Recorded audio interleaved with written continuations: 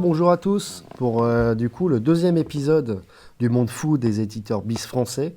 On a décidé de s'attaquer à un éditeur qui malheureusement n'existe plus aujourd'hui, il a dû fermer ses portes, mais cependant il possède vraiment une collection impressionnante de plus de 150 films. On va vous en présenter une bonne soixantaine au moins, je dirais. Donc ça va être pareil en plusieurs parties forcément, parce que sinon ça va durer 2h30. Donc l'éditeur... Neo Publishing. Voilà. C'est un des tout premiers à avoir édité du BIS en France.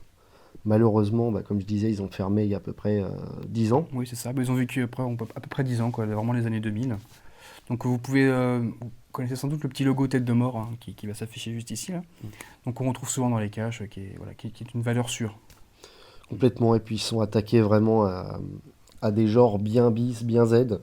Donc notamment, vous verrez des giallo, les films de cannibales, de zombies. Voilà. Un gros programme pour aujourd'hui.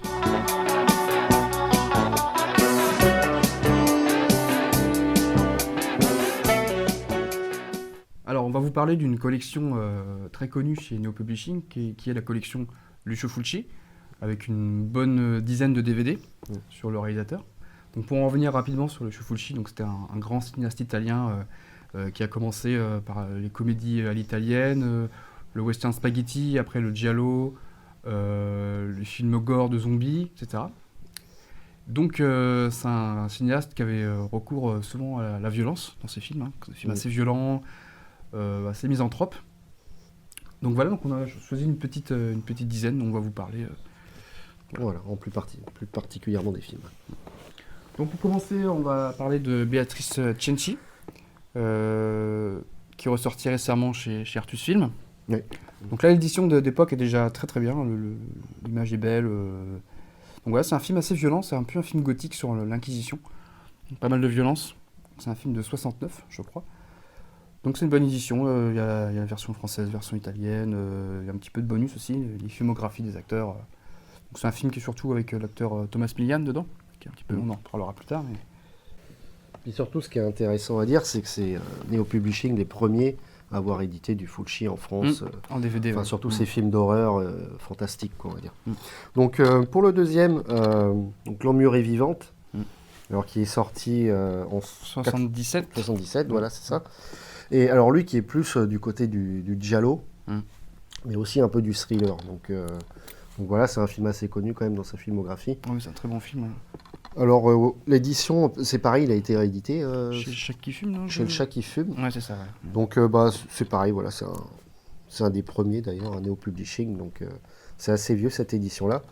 Mais si vous voulez découvrir le film, et si vous arrivez à le trouver, n'hésitez pas, c'est un bon film. Oui, puis il est trouvable celui-là. Il est trouvable, ouais. Alors ensuite on peut parler de The Black Cat. Donc c'est pas du tout le meilleur Fulci, mais c'est un film qui est intéressant à voir quand même. C'est une fausse adaptation du Chat Noir d'Edgar Allan Poe. Donc c'est pas du tout fidèle à la nouvelle, ça n'a rien à voir. Donc pas grand chose à dire, c'est un film sympathique avec l'acteur, j'ai oublié son nom, Patrick McGee, qui joue connu pour un jeu dans Orange Mécanique, c'est ça. Ouais.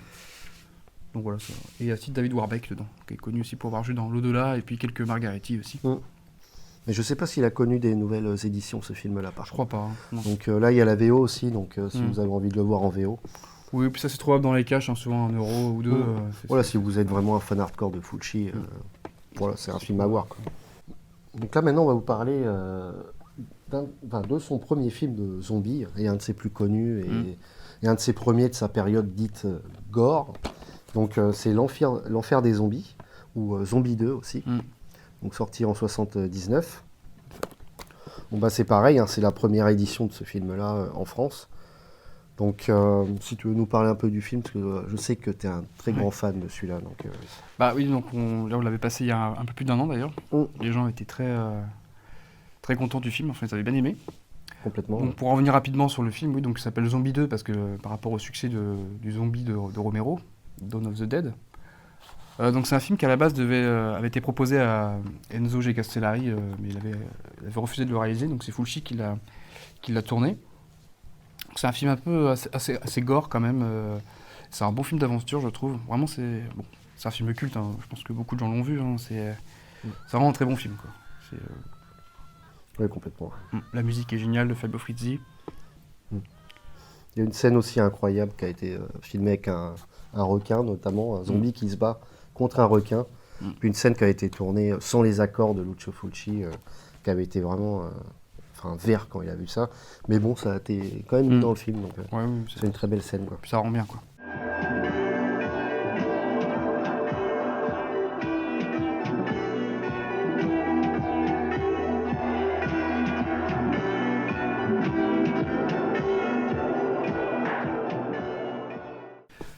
Donc bien sûr, L'Au-delà, donc je pense qu'il est un des films les plus connus de Lucio Fulci.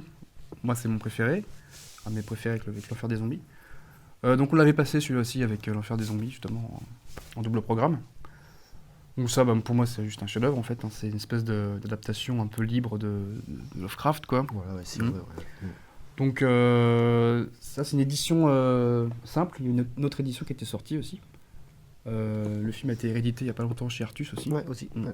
Comme l'Enfer des zombies et Frayeur. Donc ça, pour parler du film un peu, donc c'est un film qui a été scénarisé par Dardano Sacchetti. On en reparlera beaucoup plus tard parce qu'il a scénarisé énormément de films italiens. Donc au casting, on peut retrouver donc Catriona McCall, Cydia Monreale, qu'on en reparlera aussi plus tard. Et puis évidemment aussi David Warbeck, hein, donc, qui a joué dans Héros de l'Apocalypse, de Variety, des films comme ça. Donc pour revenir sur le film, c'est un film de zombies, donc, qui fait partie de la trilogie de l'enfer, du coup. Voilà, de Fulci, donc avec 3 films. Donc voilà, c'est un film, on en a déjà parlé beaucoup de fois, mais c'est vraiment un film culte à avoir, quoi. Ouais, avec une ambiance très cauchemardesque. En fait, c'est des personnes qui trouvent la porte de l'enfer dans une maison. À la Nouvelle-Orléans. Voilà, à Nouvelle-Orléans, ouais. Pour les décors joue beaucoup à l'ambiance du film. La musique aussi, complètement possédée de Fabio Frizzi, qui a un score incroyable. Ça joue beaucoup d'ailleurs sur l'ambiance du film. Ouais. Puis ouais, c'est vraiment un film, un peu un mauvais trip, un peu, en fait, on va dire. C'est sans arrêt. Oui, puis c'est un film d'image. Des fois, les gens me disaient, mais en fait, on comprend rien au film. Mais il n'y a pas grand-chose à comprendre, en fait. Hein. C'est juste un film d'image. Un peu, voilà. Ça peut... Ouais, c'est ça. Ouais. C'est vraiment des visions cauchemardesques, en fait. C'est un film vraiment ambiance, quoi. Alors vraiment dans le même délire, un peu film cauchemardesque, vision d'horreur en pagaille, et puis aussi inspiré un peu de Lovecraft. Il y a un autre classique de Fulci qui s'appelle Frayeur. Bon, je pense que là, Fulci, c'est des films assez connus. On va pas apprendre grand-chose aux vrais fans de bis italiens. Mais c'est pareil, c'est un très bon film tourné aux États-Unis. Vraiment dans le même délire, il reprend la même formule. Hein, c'est Fabio Frizzi à la musique. Puis pareil, quoi, c'est un film avec des scènes très chocs, très gore. Notamment une femme qui vomit ses tripes, ses viscères. C'est assez gore. Ouais, c'est assez crado.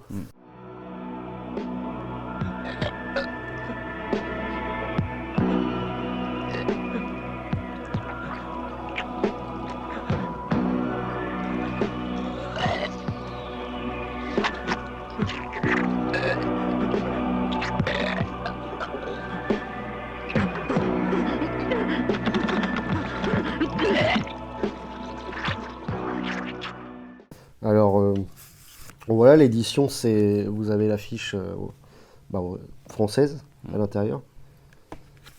Il y a plusieurs éditions à chaque fois. Voilà, donc a été récompensé au Grand Prix du public, Festival du film fantastique de Paris, donc à sa sortie en 80. Cette édition-là faisait partie d'un petit coffret Fulci, justement, avec ces 4 ou 5 films, là, qui est un peu dur à trouver maintenant. Donc voilà, tout pareil, hein, c'est le même scénariste, Sacchetti, et puis dans les acteurs, pareil, Catriona McCall, qu'on a vu aussi dans L'Au-delà. Donc, il pourrait être considéré comme une suite de L'Au-delà, un peu. Hein. C'est un peu le même délire. Hein. Complètement, c'est un peu le même délire. Hein. Ils ouvrent la porte de l'enfer, il se passe des trucs vraiment... Oui, voilà, c'est suite au suicide d'un prêtre. Tout se barre en couille, on va dire. Ça. Donc, du coup, pour finir la trilogie de l'enfer, il y a La maison près du cimetière. Il n'est pas ouvert, il est neuf celui-là. C'est mystère. Donc ça, c'est un film aussi qui peut rappeler par moments un petit peu Shining. Et d'ailleurs, justement, dans le bonus, il y a un petit documentaire sur Fulci dans le DVD, donc où ils interviewent Luigi Cozzi, qui dit que Fulci est un copieur et qu'il a copié Shining. Alors venant de Luigi Cozzi, je trouve ça un peu malvenu parce que bon, on en reparlera tout plus tard, Oui, mais bon, c'est un peu malvenu. Donc c'est un film sympa aussi avec un espèce de monstre dans la cave qui avance à 2 à l'heure, avec un peu poisseux aussi je trouve. Oui, qui est plus un film de huis clos celui-là, Ouais. enfin vraiment dans une maison et puis il y a des meurtres qui se passent et ils se demandent d'où ça vient quoi. Ouais, mais il y a un côté giallo un peu parce qu'on voit que la main du monstre aussi, c'est un peu un mélange de plein de choses ce film. Mais pareil, toujours assez gore les exécutions et puis une ambiance très poisseuse. Voilà quoi. Je veux dire, le maquillage est vraiment bien foutu quoi, de la créature. Ouais, c'est un film efficace quoi. Puis bon voilà, vous avez un documentaire de 30 minutes sur Fulci quoi. Donc c'est assez intéressant. Donc oui, sur le DVD de Frayeur, vous avez aussi en bonus un documentaire de 30 minutes sur Lucio Fulci de Daniel Gouillette. Oui, avec notamment Alain Schlokoff et Christophe Lemaire qui en parlent un peu. Alors pour continuer sur la bonne pente, donc Les Menteurs de New York, qui est un film que j'aime beaucoup, qui est très fun, qui oscille un peu entre le slasher et le giallo, hein, c'est entre les deux. C'est assez gore aussi.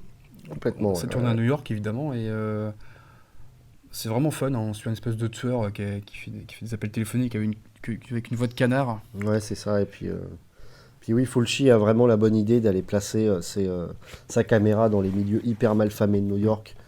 Des boîtes de strip crado, des trucs comme ça, des métros, voilà. Et du coup, ça donne vraiment un film très, très malsain, en fait. Ouais, c'est un film assez culte, hein, qui a été réédité là, récemment aussi chez Extasio Film, je crois. Si je dis pas de bêtises, je crois que c'est ça. Voilà, et puis voilà, pareil, des scènes gore assez mémorables, hein. Notamment tout ce qui a un rapport avec la poitrine vers la fin. Cette scène est assez mémorable, quoi.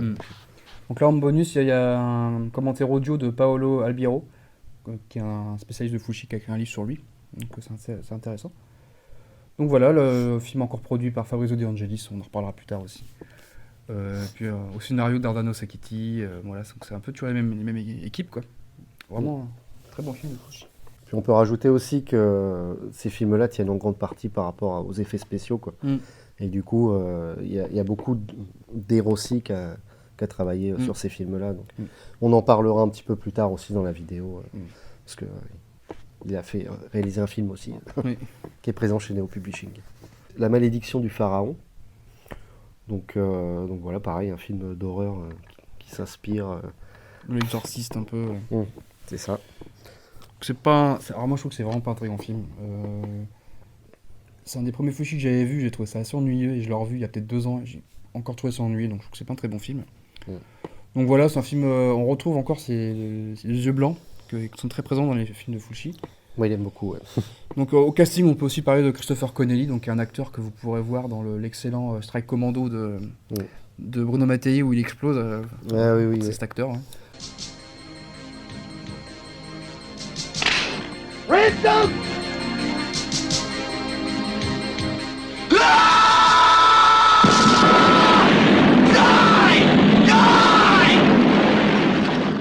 Puis dans Les Guerriers du Bronx aussi. Ouais. Voilà. Bon, c'est pas un très bon film, ça se regarde, mais c'est pas très passionnant, je trouve. Alors, pour enchaîner, donc on parlait de Zombie 3, donc encore le prix dessus. J'ai acheté 1€. Hein, Zombie 3. Alors du coup, bon, qui est pas un très grand film non plus, mais qui est assez fun, hein, qui est assez fou. Hein. Il y a des scènes, qui se veut être une suite de Zombie 2, du coup, donc Fulci voulait relancer un peu sa carrière à la fin des années 80. Donc si on en croit un peu l'histoire du film, qui est assez légendaire, Fulci aurait pété plusieurs câbles sur le tournage en arrachant les pages du script en disant que c'était un film tout pourri, etc. Et était malade dans ce moment-là, donc il serait parti du tournage et aurait été remplacé par le scénariste, donc Claudio Fragasso.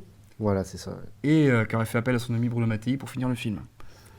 Ça donne un résultat un peu... Ouais, Claudio Fragasso d'ailleurs qui a réécrit des pages du script et puis ça plaisait pas du tout à Lucio Fulci, donc les producteurs ont décidé de continuer avec ces deux personnages.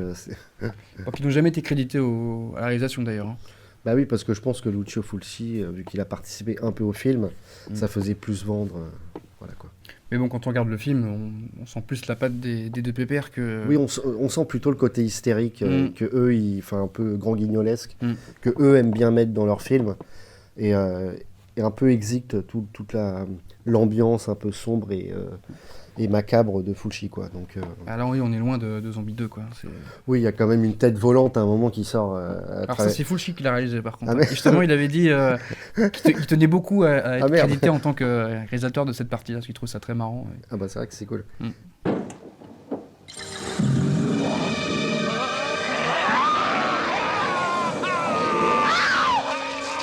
Après, il y a une sorte de zombie, ouais, qui a pris je sais pas, on dirait de la drogue enfin, il donne des coups de machette partout.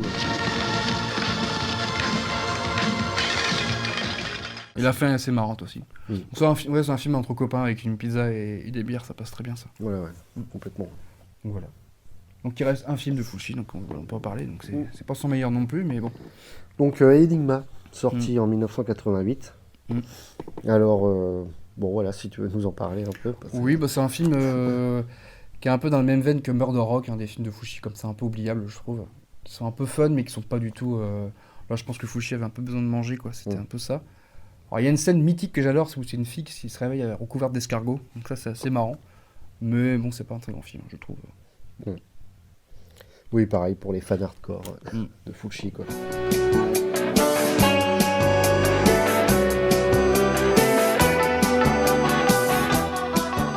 Donc, Neo Publishing a aussi réservé une collection au réalisateur anglais Norman J. Warren, Mm. donc, qui est né à Londres en 1942 et puis qui vient de... Il est décédé oui, Voilà. il y a 2 mois, je crois. Voilà, c'est ça. Donc c'était Mm. quand même un réalisateur qui était très très tourné vers le fantastique, qui a sorti quand même pas mal de films Une bonne dizaine, ouais. ouais, avec des titres assez connus quand même. Mm. Alors chez Neo Publishing, ils en ont sorti, je crois c'est 5. 5, ouais. Voilà, c'est ça. Donc un de ses plus connus, c'est Satan's Slave. Donc un film réalisé en 16, je crois. voilà, 76, oui, je crois. Mm. Parce que c'est vrai que c'est des films qui font un petit peu vieillot. Ils en font fait. vieux pour l'époque déjà. Voilà, c'est ça. Donc c'est vraiment un réalisateur qui avait très très peu de moyens, qui faisait voilà, avec ce qu'il pouvait, quoi. Donc alors c'est un film qui parle de rites sataniques, de magie noire, tout ça. Oui, c'est ça. On peut parler vite fait du casting. ouais, du casting, voilà. Oui, bah, on peut noter la présence de Michael Cauf, quand même, qui est connu pour avoir joué dans plusieurs films de la Hammer, notamment le Cauchemar de Dracula. Et puis surtout connu pour avoir joué Alfred dans les 2 Batman de Tim Burton et les suites après. Donc les 4 Batman des années 90. Donc voilà, en fait, Norman J. Warren, faut être habitué un peu au rythme très lent. Oui, et puis on comprend rien souvent quand même. Ouais, souvent c'est un peu mensonger, parce que les affiches sont toujours magnifiques, et quand on regarde le film, on est un petit peu déçu. Alors c'est pas pour ça que c'est des films nuls ou quoi, hein, celui-là est plutôt sympathique. Oui, ça va. Hein. Enfin, moi qui adore les films de rites sataniques, bon, bah, c'est un film correct dans le genre. Hein. Donc voilà, on vous le conseille celui-là quand même un peu. Ouais. Il est vraiment sympa. Je pense qu'ils sont un petit peu durs à trouver dans Norman J. Warren, je crois. Oui, et puis c'est pas édité en fait. En France, c'est très très peu édité. Il n'y a que New Publishing, je crois. Ouais. Donc voilà, pour cette slave. Alors moi je vais vous parler de Prey. En France qui est connu sous le nom de le zombie venu d'ailleurs. Je trouve que c'est un titre un peu idiot. Bah oui, À parce que l'époque, c'est pas c'était les tellement un zombies, zombie en fait. hein. Ça c'est les zombies à l'époque, il fallait toujours mettre des zombies partout. Plus dans une les titres. créature, quoi. Alien un peu. C'est ça. Donc du coup c'est un film, alors là j'ai trouvé un peu moyen quand même. Oui, ouais, exagéré, puis la direction d'acteur, voilà, c'était pas trop son truc. Bon, c'est un film quand même qui est curieux et original, mine de rien. Oui, bah, c'est une sorte de huis clos dans une ferme, enfin ou plutôt une grande maison dans la campagne anglaise.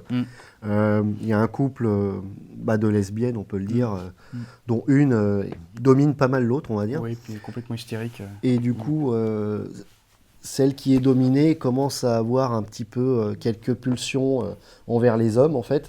Et là, il y a forcément un jeune assez beau gosse, on va dire, qui arrive et puis qui est complètement perdu. Et du coup, il décide de l'héberger, en fait. C'est ça. Et au fur et à mesure, bon, il se rend compte que le jeune homme est plutôt chelou, quoi. Voilà. Bon, c'est à voir, mais c'est vrai Ouais, que l'histoire est intéressante, mais c'est le film en lui-même qui est un peu lent aussi.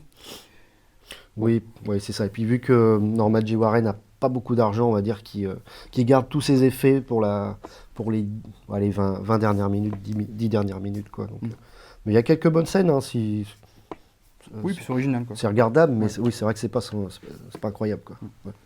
Donc c'est dommage quand même sur ces éditions-là, il n'y a pas trop de bonus ou de documentaires, c'est vrai que c'est dommage, on aurait bien aimé en apprendre un peu plus sur Norman J. Warren. Donc là encore une fois, il y a des jaquettes réversibles, donc c'est pas mal.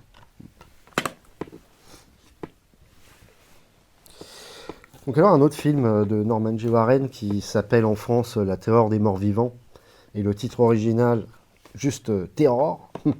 Donc le titre original est bien plus cohérent avec le film en fait. Mm. Alors je crois qu'il est sorti en 78 celui-là. Mm. Voilà. Donc c'est un film assez curieux quand même, hein. On comprend pas tout. Alors ça commence par une scène assez originale quand même, une sorcière qui est brûlée au bûcher. Et bon, il s'avère qu'il y a une sorte de retournement. Voilà. C'est pas ce qu'on voit n'est pas exactement la réalité, sauf que il se passe des choses assez bizarres. Il y a des meurtres et pas mal de. Un film aussi de poltergeist un petit peu. C'est ça, ouais. On peut quand même dire que le titre français est stupide, Oui, parce que vous attendez pas à voir des zombies ou des morts vivants, ça, il n'y en a pas. pas du tout. Donc, je dirais quand même que les 20 dernières minutes sont assez folles. Ouais, c'est vrai. Assez créative, notamment dans les éclairages, assez giallo, lumière rouge, rose, verte. Oui. Et puis ouais, il y a des scènes assez originales, notamment. Oui, puis on s'est dit justement qu'il y a une scène avec un arbre à la fin.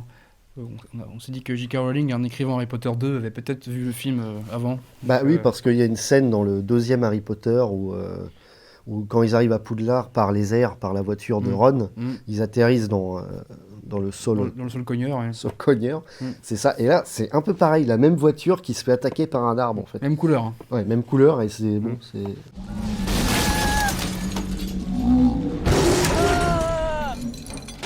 Around you, it will trap you, terrify you. Terror is real. C'est curieux. Ouais, ça c'est incroyable aussi. Il y a une scène, un gars qui se fait attaquer par des pellicules de films, qu'on a pu voir aussi dans Ruby, un film de 77. Bon, voilà, qui est aussi marrant à voir d'ailleurs. Bon, voilà, c'est. Oui, la fin fait très Suspiria, on peut le dire quand même. Voilà. Mm. Ouais. Puis une voiture aussi qui attaque les gens. Bon, voilà. Non, il y a des trucs bizarres, mais c'est sympa, ouais. La fin est sympa. Mais bon, faut quand même dire, c'est des films qui sont un peu lents, faut pas être trop fatigué non plus, quoi. Non, c'est ça joue pas hyper bien. En plus, on se raccroche très peu aux têtes d'affiche parce qu'il n'y en a pas en fait. Puis la musique est pas terrible non plus. Ouais, vraiment, la musique est vraiment un coup de synthé. C'est Oui. très, très 80, très, très vieillot. C'est strident en fait, vraiment. Ouais, c'est- ouais. Non, Donc là, on va vous parler de peut-être son meilleur film, enfin, en tout cas considéré comme tel, donc qui est Inséminoïde. Donc l'affiche est magnifique, comme vous pouvez le voir.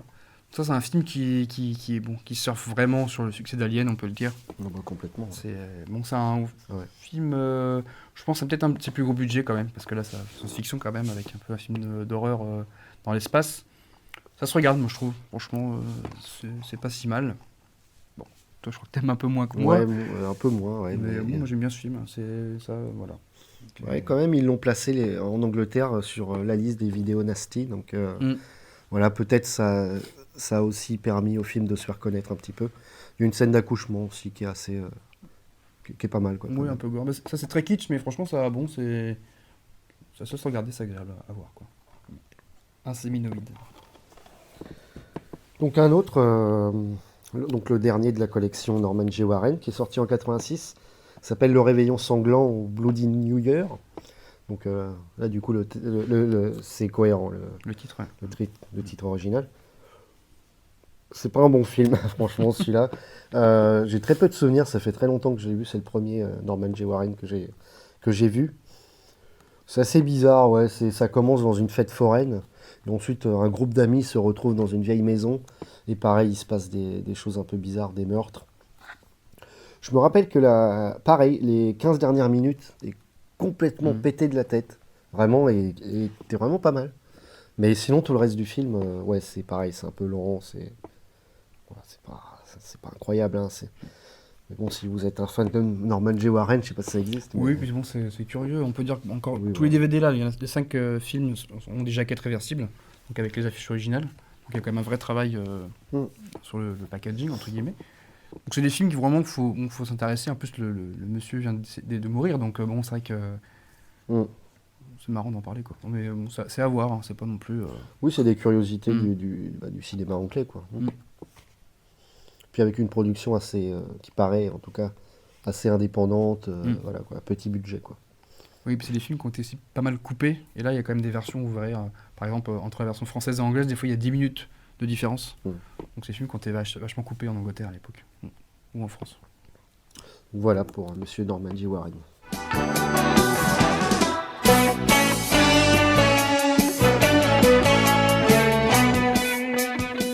Alors, une toute petite collection assez rare maintenant chez No Publishing, donc c'est la collection Western Spaghetti. Donc, il n'y a eu que 2 films Ouais.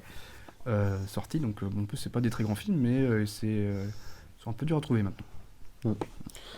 Donc on peut vous parler de Wanted, sorti en 1968 et réalisé par Giorgio Ferroni. Alors bon, il a notamment réalisé Le Moulin des Supplices, qui est aussi sorti chez Artus et Neo À Publishing. l'époque, ouais. Voilà, c'est ça. Et aussi, il a fait La Nuit des Diables, qui est lui sorti chez Le Chat qui fume. Donc une des petites éditions. Voilà. Alors bon, c'est franchement, c'est un western spaghetti qui m'a pas laissé un grand souvenir, Non. sans rire. C'est plutôt un western. C'est vraiment pour les fans, je dirais. Voilà, pour les personnes qui veulent voir tous les western spaghetti, bon bah celui-là il est à voir. Oui, bah après on est content de voir Juliano Gema, qui est peut-être connu du western, quoi, mais bon, c'est vrai que c'est un film qui dure assez longtemps, je crois. Donc, bon. Ouais, 1h40, voilà, c'est. Il n'y a rien que j'ai vraiment retenu dans le film. Voilà, bon, si vous êtes vraiment un fan de western, allez-y. Hein, mais... Là aussi, je crois qu'il y a encore une couverture réversible, je crois. L'affiche est très belle. Hein. Oui, ah, c'est des belles éditions, par contre, les DVD sont assez jolis, je trouve. Puis c'est bien restauré aussi, je trouve. Ouais. Oui, la couverture réversible aussi. Oui, ça c'est une. Ça qui est bien aussi hein, chez Neo Neo Publishing. Ouais, c'est toujours sympa, ouais. Donc moi je vous parlais donc du coup de deuxième western qui est sorti donc en France en 73 à l'époque, donc qui est Black Killer. Alors celui-là encore moins bien que Wanted. Là c'est assez ennuyeux, hein. Je veux dire waouh, moi j'ai vraiment pas aimé. Donc réalisé par un certain Lucky Moore. Donc derrière ce nom se cache Carlo Crocolo. J'adore ce nom, Carlo Crocolo. Donc lui qui est un acteur qui a réalisé très peu de films, 2 ou 3 je crois.